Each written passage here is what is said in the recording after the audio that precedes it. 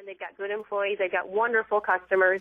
And that's what makes us strong. It's not about Chrysler, the big thing. It's the communities that we service. They come to buy a Chrysler because they like to come and buy a Chrysler. We have customers that just come by and stop by to have a cup of coffee, not even get their vehicle serviced, because they like the people that do business that we have employed. Mm-hmm. This is a tough thing. So how am I handling it? One day at a time, with good friends, with good people.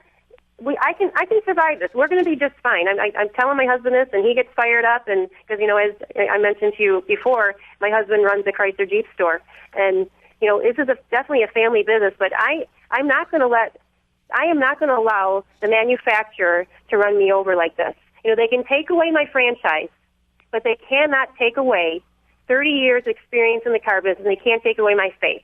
They say that God gives you only what you can handle. Well, let me tell you, he must have a lot of faith in me, because I am not going to lay down for this. I am not going to allow them to do this to me or any other dealer in the state of Michigan or across the country. That's very well stated. We want to be treated fairly. What they're doing right now, Frank, they're saying that, we have to sell down all these cars. We're going to have a fire sale and all that stuff. And you have to work it out with the dealer next to you.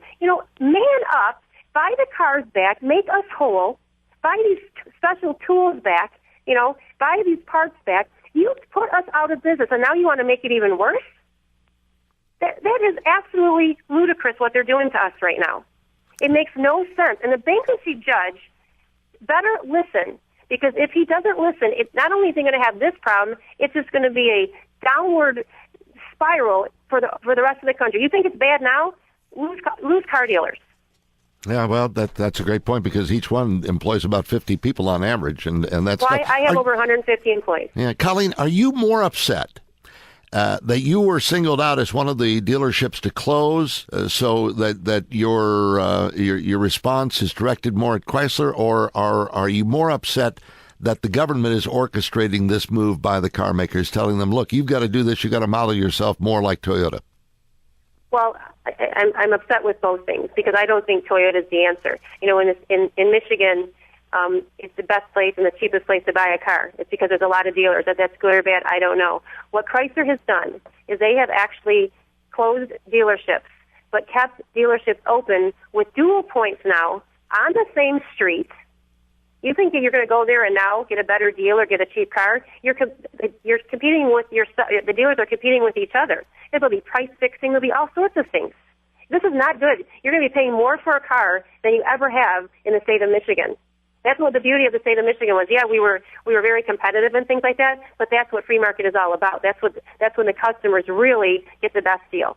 So I'm upset with both of them. I'm upset that the government has stepped in and they can't even run their own business, let alone tell dealers who are profitable how to run theirs. If we ran our business like the government runs their business, we wouldn't be here right now. And that's the same thing with Chrysler.